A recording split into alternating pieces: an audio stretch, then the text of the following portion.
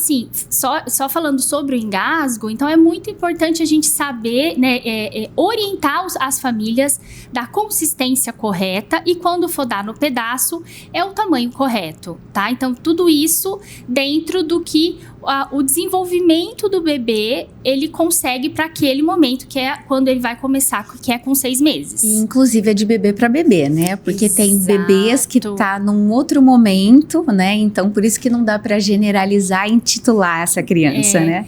Márcia, na verdade, porque essa é uma dúvida, todo mundo, mas eu já li que tem abordagem tal, abordagem tal, abordagem tal. Eu nem fico falando muitos nomes, assim, é porque as mães já vêm perguntando do BLW e tal, até explicam que existe o BLW, existe uma outra que ela é um pouquinho de cada, que é o BLW, a papinha amassada, que é você montar o pratinho, amassadinho, né, tudo amassadinho, e o pedaço também para exploração, né, que é inclusive o que a Sociedade Brasileira de Pediatria recomenda, né, porque a criança é nutrida, né, e da mesma forma a gente dá essa exploração, né, da textura, enfim, né, dá para fazer as duas coisas.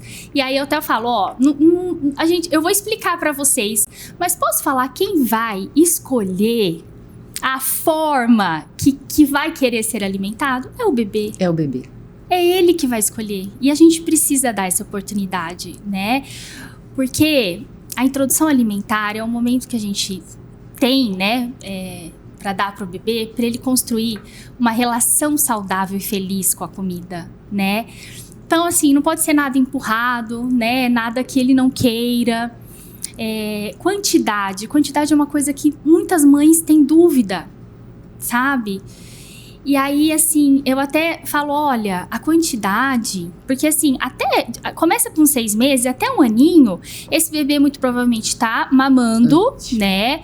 Tá em aleitamento materno, em alguns casos não pode estar usando, aí vai estar usando fórmula, e o leite é o principal alimento, né? Então, assim, nada é por acaso, é justamente pra gente conseguir fazer essa transição saudável, né? Transição saudável, tranquila, Sim. né?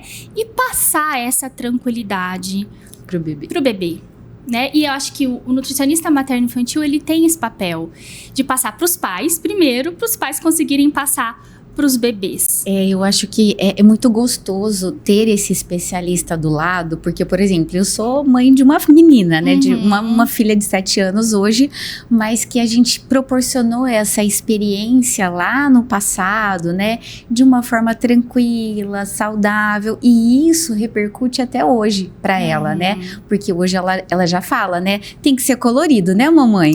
Tem que ser colorido, né? Porque ela também colocou no prato, né? E a gente deu essa sensação para ela experimentar, movimentar o talher sozinho, escolher, né? Então, isso faz toda a diferença, né? Então, às vezes os pais, eles se preocupam muito com o futuro, mas talvez a vivência pelo presente de uma maneira equilibrada, né?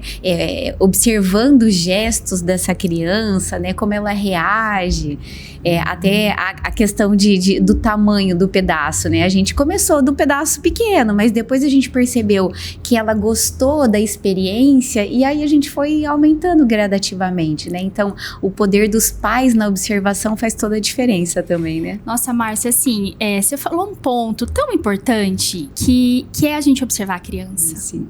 A gente precisa observar a criança, né? E o quanto que ela tá conectada com aquele momento. Então, e aí se ela tá gostando ou não tá gostando. Às vezes chega, né, alguns casos assim de bebês, né, famílias de bebês de 10 meses, 9 meses, e a queixa ele não come nada.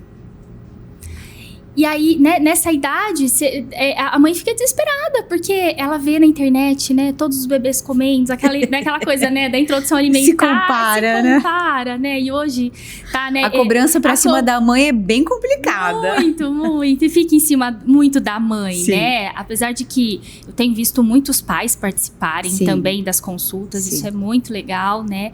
Mas elas... se preocupam, né, em conduzir isso. Em conduzir isso, né? De uma forma saudável. Saudável, exatamente.